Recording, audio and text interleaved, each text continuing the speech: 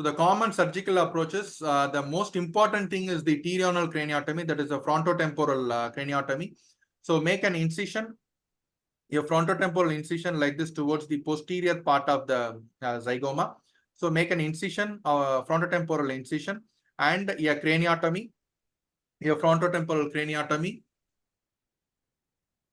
A modification of the pterional craniotomy is what is called as the orbitozygomatic craniotomy. So in orbitozygomatic craniotomy, we have an adequate exposure. So you will have an improved exposure to the skull base. So here the orbital apex, basilar apex, paraclinoid, paracellular regions, the cavernous sinus, the upper third of the clivus, and to access the floor of the anterior and the middle cranial fossa, the orbitozygomatic craniotomy will be of helpful. For aneurysms of the basilar apex and giant or complex aneurysms of the anterior circulation can also be approached with the orbitozygomatic craniotomy. So what we do in the orbitozygomatic craniotomy, it makes several cuts.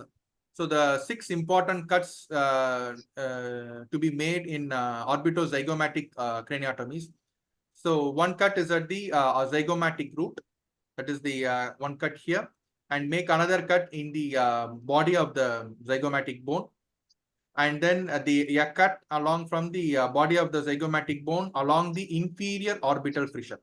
So this is the cut along the inferior orbital fissure up to the body of the zygoma, and then make a cut along the medial wall of the orbital roof. So make a cut along the medial wall of the orbital roof, and then make a cut along the posterior orbital roof. So to make a cut along the posterior orbital roof, use the chisel, and use a mallet, and after elevating, exposing adequate orbital roof, put the chisel here and use with the mallet, just tap over it so that the posterior orbital roof can be, the cut can be made here.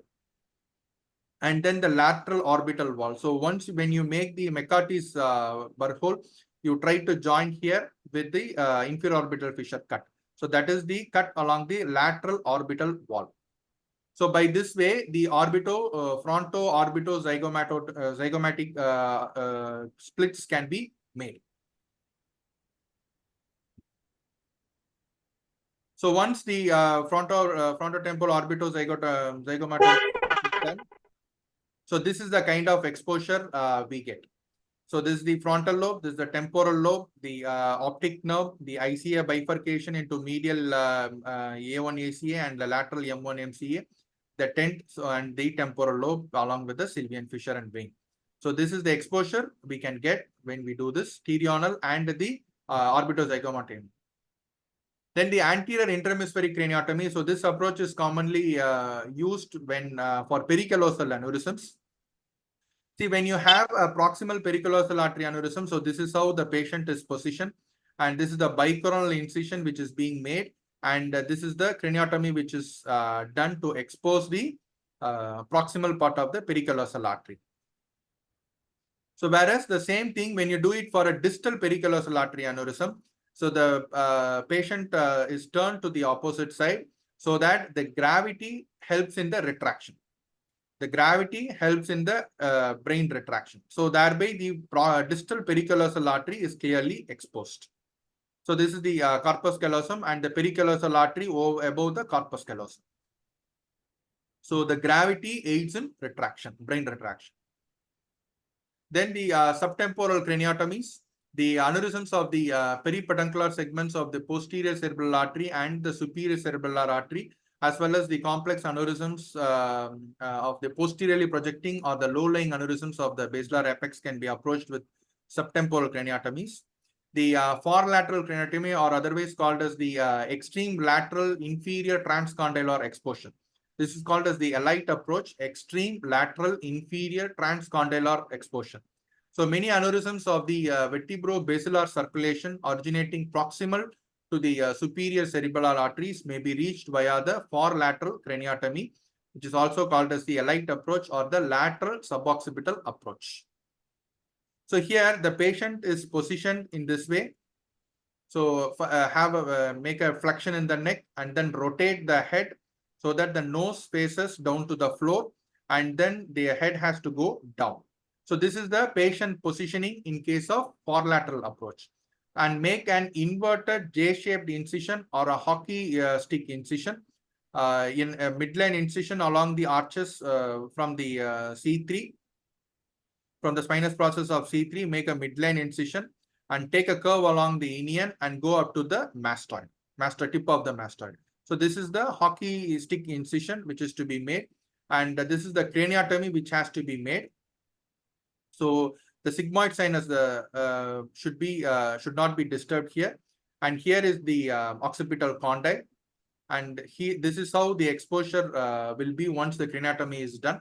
So also try to include the C1, C1 posterior arch and the C2 lamina also in the craniotomy, depending on the approach, depending on the pathology which we are going to address, and make the dural incision and do the condylectomy based on the approach or the pathology. So this is how the condyle is exposed, and you can do a drill. The almost 30% of the condyle can be drilled to get a good exposure. So beyond 30%, you have to be very cautious because it can result in instability. So finally, once the once the craniotomy and the condylectomy has been done, so this is the exposure which we can get. The lower cranial nerves 9, 10, 11.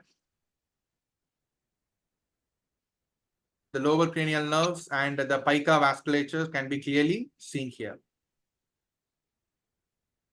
Then the transpetrosal approach, the aneurysms of the basilar trunk are at higher risk for rupture than are the aneurysms at other locations. This is mainly because of the bifurcating location and the high pressure in the basilar trunk.